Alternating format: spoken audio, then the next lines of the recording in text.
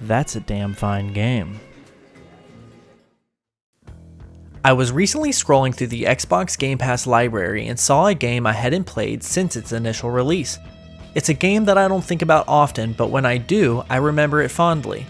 I remember it being one of the more interesting Xbox exclusives from the beginning of the console's life cycle, but I began to wonder why a sequel was never released. It was developed by a prestigious studio known for their storytelling and great gameplay. With a console thirsty for exclusive games, why hadn't Microsoft returned to the well? As I began to look deeper into it, I stumbled upon an interesting story about a couple of creators that instead of kicking it, took a dying horse and breathed new life into it with fresh ideas, and a cautionary tale about what can happen when you bet on the wrong horse. Those weren't a series of horse puns, and I'm not about to tell you that that game was Horse Simulator 2013, but I think you'll see where I'm coming from soon enough. Today, I'm going to take a long, retrospective look at one of Xbox's underappreciated gems, and I hope you will join me for the ride. Saddle up, cowboy. That game was Sunset Overdrive. Nearly a decade ago, the Insomniac we know today was in a bit of a dark age. Resistance 3 struggled at retail, Ratchet & Clank All for One and Full Frontal Assault failed to satisfy fans, and Fuse flopped critically and commercially. The studio needed to reclaim its former glory, and when they showed off the trailer for Sunset Overdrive at E3 in 2013, it was all aboard the hype train. The E3 trailer showed a hero character traversing a post-apocalyptic city, but instead of the grim, gray, and brown post-apocalyptic worlds we're used to seeing, Sunset Overdrive popped with color and looked, dare I say, fun. However, what left fans with questions was the game's opening splash screen, revealing that Insomniac had partnered with Microsoft to publish Sunset Overdrive exclusively for the Xbox One, bucking the tradition of the Sony-Insomniac partnerships of the past. In an interview with IGN's senior editor, Colin Moriarty proposed the question to the game's co-creators, Marcus Smith and Drew Murray, and Smith said, "It was really important to Ted Price, Insomniac's CEO, that we own the IP, so some of the conversations with publishers broke down over that." This desire to own the intellectual property for Insomniac's games was born out of creating myriad fan-favorite franchises that Sony owned the rights to, like Spyro the Dragon, Ratchet & Clank, and Resistance. Insomniac began negotiating for IP retention with Fuse and continued with Sunset Overdrive. Murray also mentioned, "I think Microsoft has been talking to Ted for a while, and at some point was like, you can retain the IP, and the rest is history." In that same interview, Smith stated that instead of doom and gloom and the world is over, and now I have to figure out how I'm going to eat, all of that is replaced with fun in the end of times. Smith also talked about pitching the game to potential publishers and their executives and said, "A huge part of this game for us was how do we communicate the box that we're making. And I think after we communicated the high action, fast action, high energy, awesome apocalypse, and these sort of broad concepts, people ran with it." When you look at the marketing for Sunset Overdrive, this seemed to be what tipped the scales for Microsoft and made them believe in the project. Fast forward to 2014 and Insomniac would return to the Xbox E3 showcase with another trailer for Sunset Overdrive. The trailer opened with a gritty depiction of a soldier cornered in a warehouse firing a military-issued submachine gun at the enemy threat. Upon running out of ammo, the camera pans over to a nearby door brandishing the Insomniac Games logo, and the cartoon rock and roll hero of Sunset Overdrive kicks in the door and takes a dig at its competition. This trailer really set the tone for Sunset Overdrive's over-the-top combat and sense of humor, but also communicated the premise for the story and succeeded in generating even more hype for the game, as well as the Xbox One. The Xbox One's all-in-one home entertainment approach to its marketing, combined with its mixed messaging around its digital rights management system and forced Kinect integration, sent a lot of fans to Sony's PlayStation 4. 5 months before Xbox One's launch, Microsoft announced they were ditching the dreadful DRM system, but hardcore gamers still didn't want to shell out the extra $100 for a fancy webcam they didn't want and would never use to play their games. Gamers that decided to stick with Microsoft during the Xbox One generation were elated when Sunset Overdrive's co-creator Marcus Smith mentioned to IGN's Moriarty that this game was definitely built for a controller, not jumping around the room. With that comment, Sunset Overdrive became yet another beacon of hope for the Xbox One and its Kinectless future.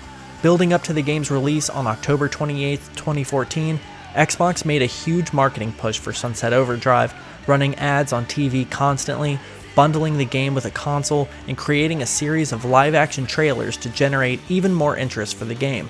Sunset Overdrive saw a decent opening week for a new IP on a console that gamers weren't crazy about, selling an estimated 234,000 copies worldwide, according to VG charts. Unfortunately, despite its critical acclaim, the sales began to drop, selling an estimated 92,805 worldwide the second week, and by the 10th week, a mere 23,485.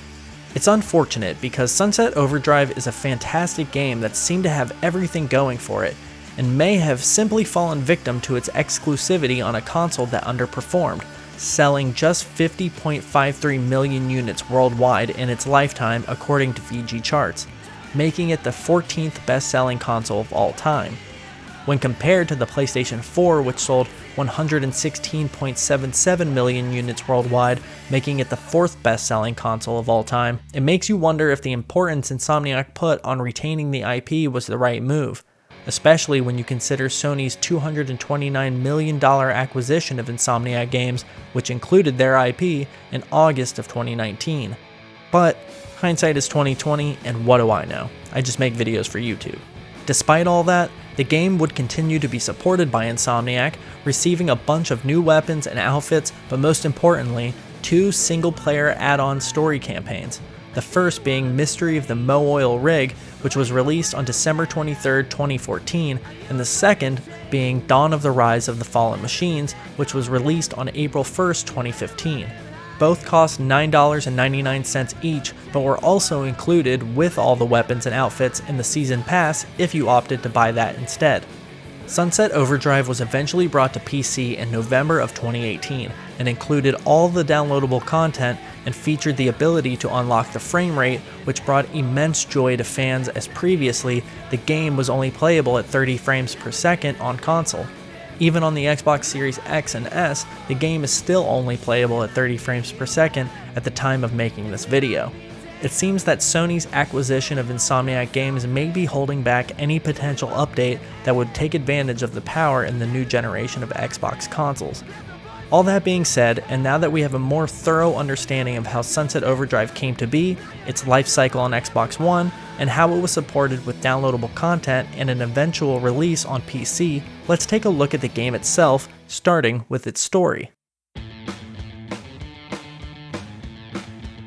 In the year 2027, the Fizco Corporation hosts a launch party for its new energy drink, Overcharged Delirium XT.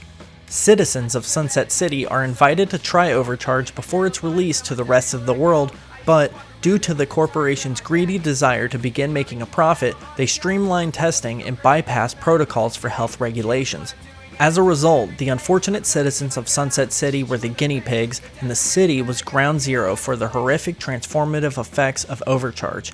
Anyone that drinks the metamorphic liquid is quickly turned into an overcharge-starved, boil-covered mutant known as an OD, or overcharged drinker. In an effort to cover up their treachery, Fizco doubles down and informs the world of a viral outbreak in Sunset City and quarantines its inhabitants as the city descends into its own personal apocalypse. This is where we meet our hero, a Fizco custodian working the launch party on what is referred to as Horror Night. During the initial outbreak, our hero nearly escapes the launch party and is saved by a hero of his own, a fellow survivor named Walter. Walter later informs our hero that he is crafting a plan to escape the quarantine zone, but needs the aid of a ragtag group of apathetic whiz kids from the local college known as the Oxfords. Once a propeller is 3D printed, our hero joins Walter in his attempt to escape Sunset City and blow the whistle on Fizco's conspiracy. However, Walter catches a glimmer of an invisible wall just before crashing into it and pushes our hero out of the plane, saving their life but sacrificing his own in the process. With escape still on the brain, our hero continues making alliances with survivor groups and begins with a troop of scouts known as Troop Bushido, who are living in an abandoned samurai museum. Next are a group of live-action role players known as the Fargarths, who our hero helps stage an attack on an amusement park in Sunset City to reclaim the crown of Fargarthia. Our hero and his friends build a ship out of garbage that tricks the sensors Fizco has set up to prevent anyone from leaving Sunset City by water. As our hero is sailing away from Sunset City, he receives a distress call from his pal Sam, a member of the Oxfords, and learns that Fizco is eliminating all survivors in an attempt to cover up any evidence of what happened in Sunset City. Now, our hero wouldn't be the hero if he didn't turn around to save them, so that's exactly what he does. Sam informs our hero of a weapon in Fizco headquarters, and he attempts to team up with a group of skeptical Dia de los Muertos themed cheerleaders known as the Las Catrinas, who are helping sick children in the Sunset City Hospital. After winning over the leader of the Las Catrinas by holding a rock and roll concert for the kids, our hero assembles his hodgepodge of alliances and stages an attack on Fizco headquarters. After a fourth wall breaking twist, an epic final battle ensues with the Fizco headquarters building, which is set to explode and wipe out Sunset City once and for all. But our hero prevails and joins his allies for milk and crackers to celebrate. No, seriously, that's totally what happens. Credits roll and a post-credit scene reveals a flock of Fizco helicopters flying away from Sunset City with shipping containers full of overcharge. But that's not the end of our adventures in Sunset City. The first piece of downloadable content, The Mystery of the Mo Oil Rig, reveals that the OD have been exposed to oil from an offshore oil rig owned by Mo Oil. Our hero embarks on a mission to put a stop to it and save the sister of Troop Bushido leader, Master Brillcream. Upon arriving at the rig, a giant sea creature snatches Brillcream out of the sky and brings down our hero's plane. After a crash landing, our hero emerges from the water and we learn not only have the OD been exposed to oil, they've been transformed by the ocean. Our hero, in an effort to find Brillcream's sister, teams up with a friendly Mo Oil employee that's held up in the oil rig's office. Disgruntled Mo Oil workers attack, and our hero makes light work of them. After finding Brillcream's sister, Gwyneth, it is revealed that she is an evil executive that planned on giving the workers overcharge so she could replace them with cheaper labor, and Fizco would take the blame for the loss of their lives. The tentacles of the sea monster make another appearance and kill Gwyneth and snatch Brillcream, pulling him into the ocean beneath the oil rig. After straight up yeeting Brillcream, the monster emerges from the water and our hero is forced to kill it from the inside. After saving Brillcream and destroying the crustaceous octopus hybrid, our hero insults the troop leader and is abandoned on the oil rig. End scene. Our story picks up with the second piece of downloadable content titled The Dawn of the Rise of the Fallen Machines. A Fizco helicopter picks up a shipping container that our hero happens to be standing on and airlifts them past the invisible wall and into Fizco Robotics. A robot named Snack Wrap has trapped Sam's old mentors and our hero helps them escape. Their names are Lou and Fiona, and once freed, they promptly take a bat to Snack Wrap, getting back up in that ass with the resurrection, similar to the 1999 film Office Space. Our hero disguises himself as a Fizco bot and infiltrates their training grounds in an effort to halt the production of Fizco's new military-grade war machines. Our hero manages to disable the invisible wall, which lets OD onto the grounds of Fizco Robotics. After setting off a giant explosion, the production of Fizco bots is put on hold, and the bots running around the grounds are short-circuited. This triggers Phase 2, which kicks up an indestructible nano cloud of death. Our hero finds himself inside an Xbox and has to defragment the hard drive to escape, but doing so triggers the final showdown with a flying array of screens called B-Win. Our hero defeats B-Win and melts him down in a giant vat of magma and saves Lou and Fiona once and for all. Admittedly, things managed to get even weirder at the end of the DLCs, but overall, I found the story and plot of Sunset Overdrive serviceable, but was surprised at how often I actually laughed out loud at the jokes and fourth wall breaks that are prevalent throughout the entire game.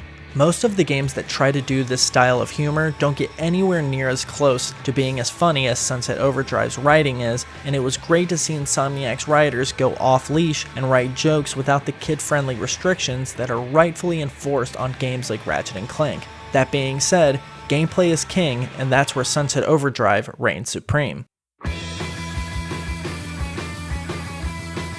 While the story is super funny and accomplishes what I think the game sets out to do from a narrative standpoint, the gameplay is what makes Sunset Overdrive a cut above. From the traversal to the weapons to the amps, overdrives, traps, etc., and the plethora of side quests, challenges, and collectibles, Sunset Overdrive is jam-packed with things to do, and the core gameplay makes everything satisfying and fun to complete.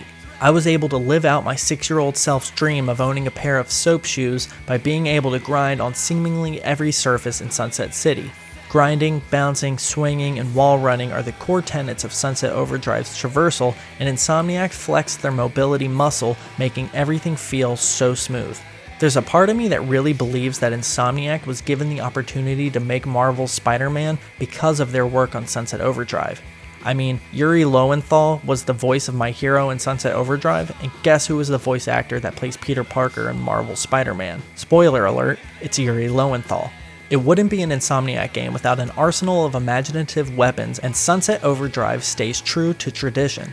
Cycling through the heavily MacGyvered guns with the weapon wheel is easy and keeps you in the game and out of menus. Bouncing off a car, holding left bumper, and switching from the Roman candle, a machine gun that shoots fireworks, to the TN Teddy, a fire extinguisher powered launcher that shoots a teddy bear with dynamite strapped to its back, is a quintessential Sunset Overdrive moment. There are plenty of weapons to choose from, and most are unique, effective, and pretty funny, like the shotgun called the Flaming Compensator, which sets enemies on fire and is also rocking a massive set of balls. There is a straight up AK which comes in handy, but I found the game far more enjoyable when using the more creative weapons in the arsenal. Weapons also level up, and once they reach level 2, the player gets access to modifiers called amps. Amps allow the player to upgrade their weapons and their character with modifiers like Grind the Lightning, which spawns electrical and Tesla bolt projectiles that damage enemies while grinding. Amps are activated by putting style points on the style meter, and points are accumulated with diversity in your traversal of the environment. Stringing together bounces off cars or umbrellas, with grinding the edge of buildings, or wall running along a billboard build your style meter, and if you stop to run and gun, your style meter decreases and amps stop working.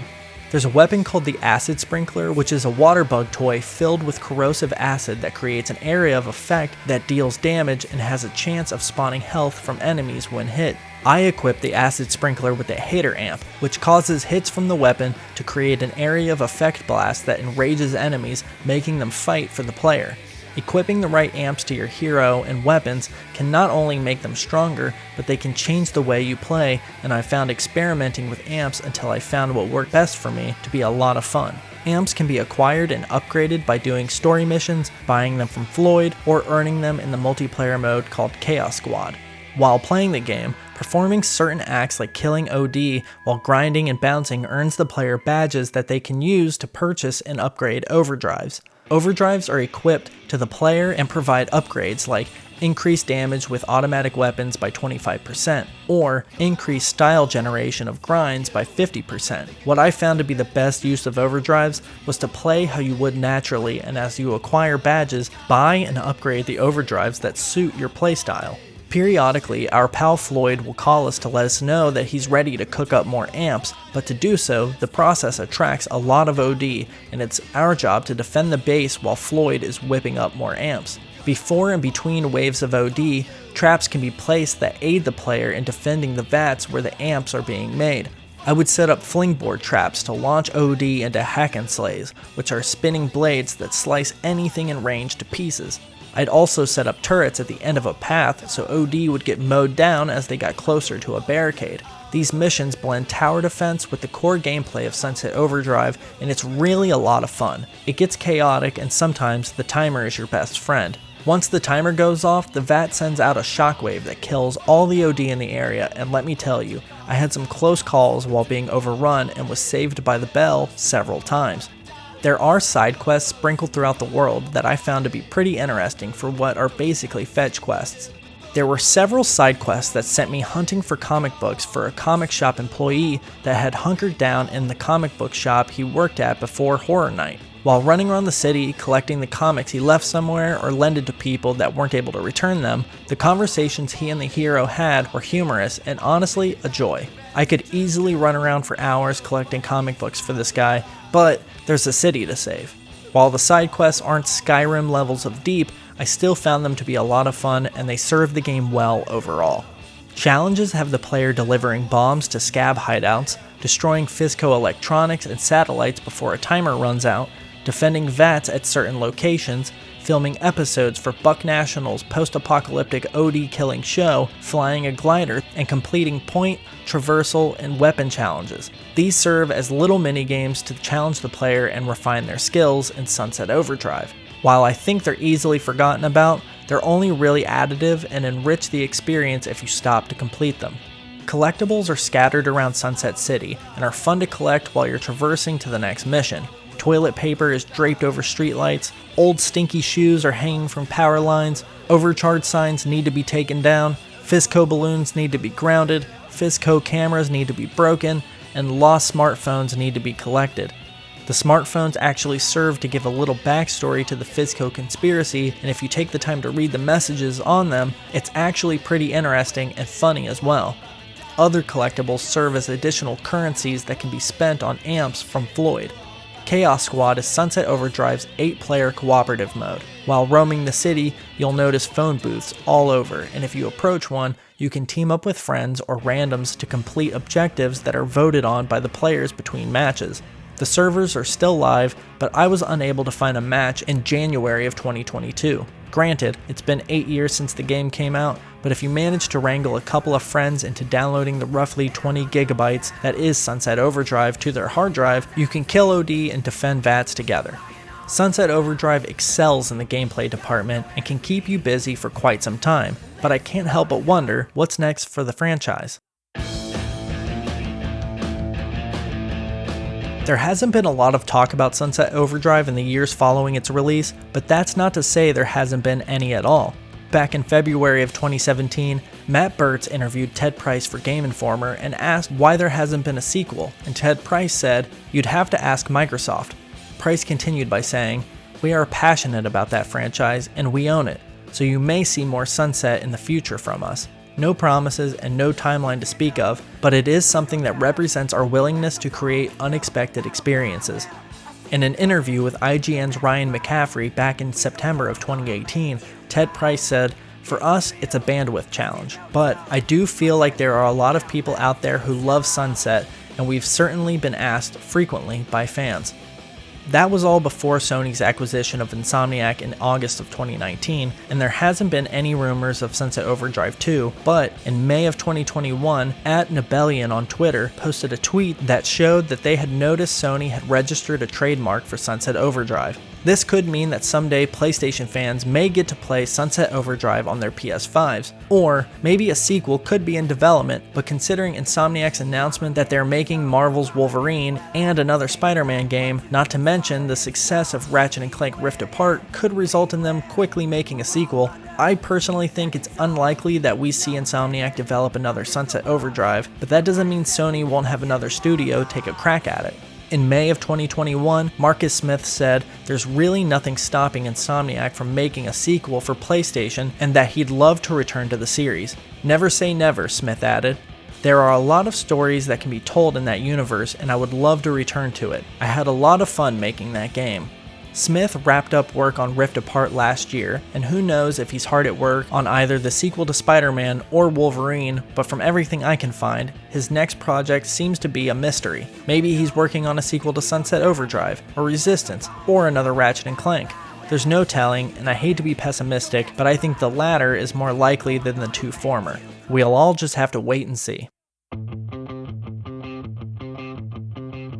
Sunset Overdrive is a truly special game for both the Xbox exclusive library and Insomniac's back catalog. If you have Game Pass but haven't played it, or haven't played it since its release, give it a try or revisit it. It holds up surprisingly well, and I think that comes down to the superb gameplay and comedic writing. I'm still running around Sunset City grabbing the last collectibles even though I'm done capturing gameplay, mostly because it's just so much fun to play. For what it's worth, my personal opinion is that this game never saw a sequel because of its exclusivity to the Xbox. Before the acquisition by Sony, I can't blame Insomniac for wanting to retain the rights to their IP, and they definitely had the prestige to negotiate for it, but in hindsight, it may have been the wrong call. I hate to sound disrespectful of one of my favorite game development studios, but when you see how they accepted the buyout from Sony, I have a feeling that Insomniac may see it the same way that I do. When you consider the criminally low amount Sony paid for Insomniac, I think Insomniac erred more on the side of getting to make the games they want to make and having the security of being one of Sony's golden eggs rather than continuing to play the high-risk, high-reward game with publishers. But, like I said before, what do I know? Anyway, thank you so much for your time and attention. It means the world to me. If you enjoyed this video, subscribe to the channel. I make retrospectives like this, reviews for new releases, random editorials, and a series called I Finally Beat, where I revisit games I couldn't beat as a kid or go hands-on with a fan favorite franchise that I've never played before and give my impressions. I also host and produce a Nintendo-centric podcast called Me, Myself, and I, which is available on YouTube in video form and all major podcast services in audio-only form. Again, thank you so much for watching this video. You can follow me on Twitter at HitboxDetective to get updates about my next video, and I hope to see you here next time. Lead with love and stay hydrated. Take care.